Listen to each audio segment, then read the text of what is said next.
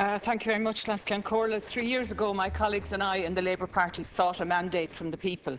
The core themes we put before the people were jobs, reform and fairness. In February 2011, we were entrusted with a historic mandate by the Irish electorate. Every citizen of this country knows the perilous condition of Ireland's economy, public finances and international standing that we inherited after nearly a decade and a half of Fianna Fáil rule. Since then, together with our coalition partners in Fine Gael, we've worked day and night to bring stability, growth and hope back to our citizens. And we're now witnessing very tangible progress. More people at work, economic growth has returned and a more confident Ireland is emerging. Key to this turnaround has been the fortitude and resilience of the Irish people.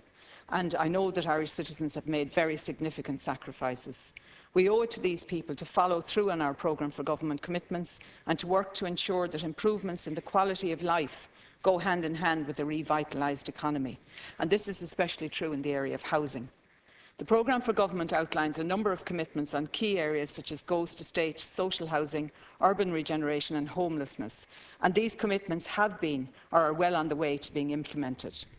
But as members of the House know, and indeed as Deputy Murphy has just outlined, the housing situation is rapidly changing. Over the next 2 years, the Government is determined to take bold steps to respond to emerging demand in the social and private housing sector. These measures go beyond the reforms outlined in the programme for government.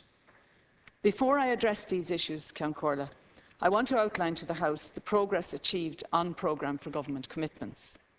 In relation to unfinished housing developments, we committed to bring forward a coherent plan to give hope to the families and communities whose quality of life was blighted by unfinished housing estates, a very potent example of the destructive dalliance the previous government had with the property market.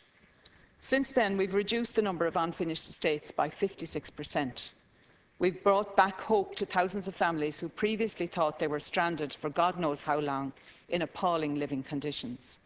I want to acknowledge here the role that NAMA, the local authorities, financial institutions and local communities have played in working with government to resolve this issue. Partnership has proved to be the crucial element achieving progress. Progress to date has improved the lives of thousands of families, yet there is still a significant amount of work to be done. Approximately 1,200 unfinished estates remain, and many of these are the most difficult cohort to resolve. Last Friday, my department received applications from local authorities under the new €10 million fund that was established in Budget 2014 with the support of Minister Howlin, and I hope to allocate funding under this measure in the coming weeks. The programme for government also focused government attention on regeneration. Despite very significant downward pressure on the housing capital budget, this government has maintained a significant regeneration programme. Projects are underway in Tralee, Cork, Sligo, Dundalk, as well as larger projects in Limerick and Ballymun. I'm also pleased to say that progress is being achieved for communities in inner-city Dublin, who were cruelly abandoned by the failed PPP model advanced by the previous government. Work on St Michael's Estate in Inchicore is in its final stages, and plans have been agreed and work will begin this year in relation to Dolphin House and St Teresa's Gardens. And I'm in regular contact with Dublin City Council regarding other projects, and I hope to be in a position to report further progress later this year on those projects. The programme for government also highlighted specific actions on social housing and homelessness. This government is committed to ending long-term homelessness and the need to sleep rough. In the past 2 years in Dublin, some 1,500 people have moved from homeless services to independent living with necessary supports. This is the type of housing-led policy that I want to see at the heart of homeless services throughout the country. Despite the significant achievements in assisting 1,500 people to move from homeless services, there is an increase in the number presenting as homeless, and I'm very conscious of that, Ceann Comhairle.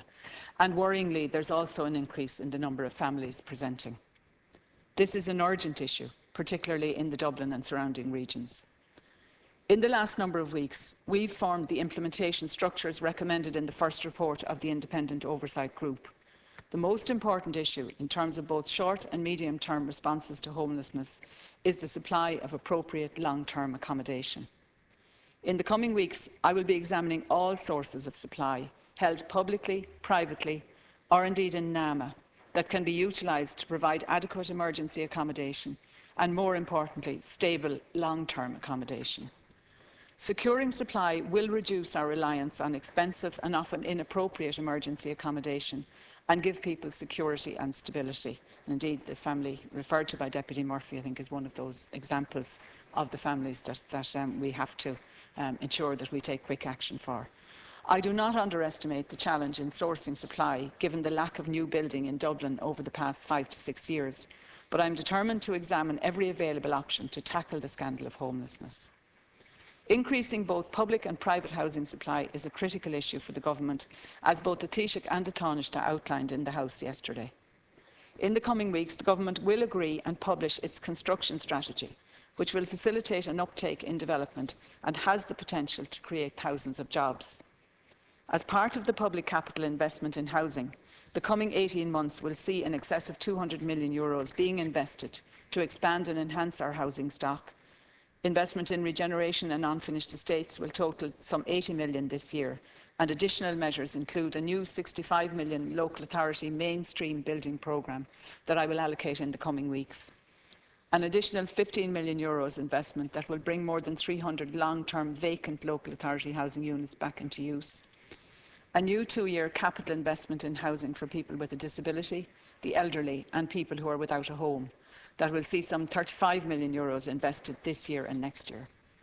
Investment in partnership with the not-for-profit housing sector that will expand the number of social units available, and a €30 million investment in improving the energy efficiency of local authority homes, reducing energy bills for thousands of families and supporting green energy jobs. There are 2 important strands to this investment programme. Firstly, to increase the supply of new social homes, and secondly, to ensure that every available appropriate unit that exists is transformed into a home. With supply at record low levels, the second strand, turning empty units into family homes, is important in addressing the immediate problem of supply, particularly for social housing. And I am concerned that a lot of social houses are still left vacant for a long period of time after one tenant has moved out before another one moves in. Ceann Comhairle, this debate is an opportune time to review where we now stand as a country and to plan for the future. This is nowhere more important than in the housing sector. The Government is determined to increase construction activity, increase the supply of social homes, deal with the legacy issues we inherited, end long-term homelessness, oversee a stable housing sector that works for families rather than being a cash machine for developers and financiers.